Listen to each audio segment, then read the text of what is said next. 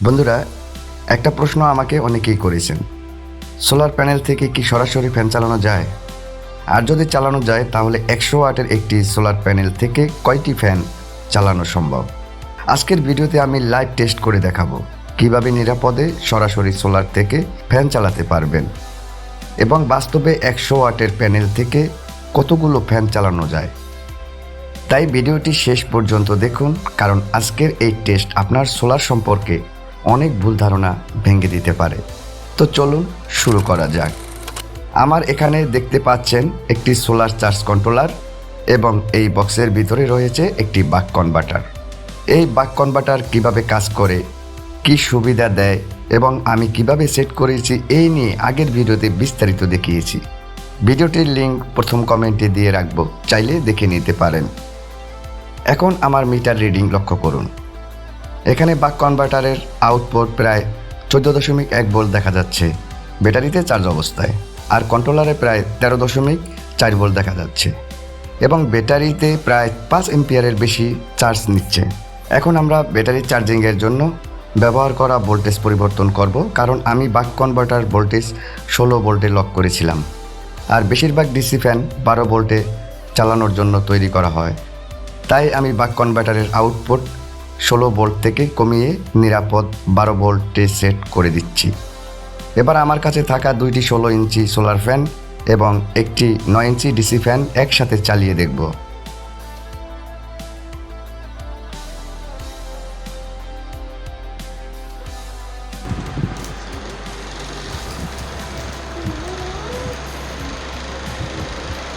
দেখতেই পাচ্ছেন, 3টি ফ্যান একসাথে সুন্দরভাবে ঘুরছে এবং যথেষ্ট বাতাস দিচ্ছে।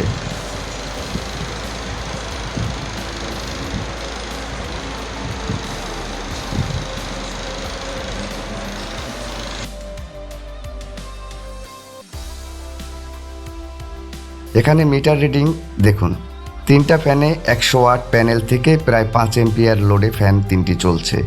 আজকের এই রোদে আমার 100 ওয়াটের সোলার প্যানেল থেকে এই 3টি ফ্যান একসাথে চালাতে পেরেছি। তবে একটা গুরুত্বপূর্ণ বিষয় মনে রাখতে হবে, সোলার প্যানেলের আউটপুট সবসময় একরকম থাকে না। কখনো কড়া রোদ, কখনো মেঘলা আবহাওয়া, পরিস্থিতি অনুযায়ী পাওয়ার কম বেশি হতে পারে। মেঘলা আকাশ হলে ফ্যানের গতি কিছুটা কমে যেতে পারে, তবে বাক কনভার্টার ব্যবহার করার কারণে ভোল্টেজ নিরাপদ, অর্থাৎ 12 ভোল্টই থাকবে। শুধু কন্ট্রোলার থেকে ফ্যান চালানো কি নিরাপদ? এখন অনেকের মনে প্রশ্ন আসতে পারে, বাক কনভার্টার ছাড়া শুধু কন্ট্রোলার থেকে সরাসরি ফ্যান চালানো কি নিরাপদ? আমার মতে দীর্ঘমেয়াদী না, কারণ সোলার সিস্টেমে ব্যাটারি চার্জ করার সময় কন্ট্রোলারের আউটপুট প্রায় 13.5 থেকে 14.5 ভোল্ট পর্যন্ত যেতে পারে। অথচ অধিকাংশ ডিসি ফ্যানের মোটর 12 ভোল্টের জন্য ডিজাইন করা, ফলে দীর্ঘ সময় অতিরিক্ত ভোল্টেজ পেলে মোটরের আয়ু কমে যেতে পারে বা ক্ষতিগ্রস্ত হওয়ার সম্ভাবনা থাকে। এই কারণে আমি বাক কনভার্টার ব্যবহার করেছি, যাতে ফ্যান সবসময় নিরাপদ 12 ভোল্ট পায়।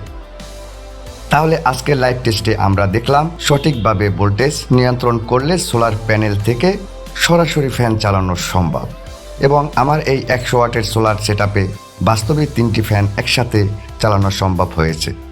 অনেকে আবার প্রশ্ন করেন, সোলার প্যানেল সিরিজ করলে ভালো নাকি প্যারালাল করলে ভালো?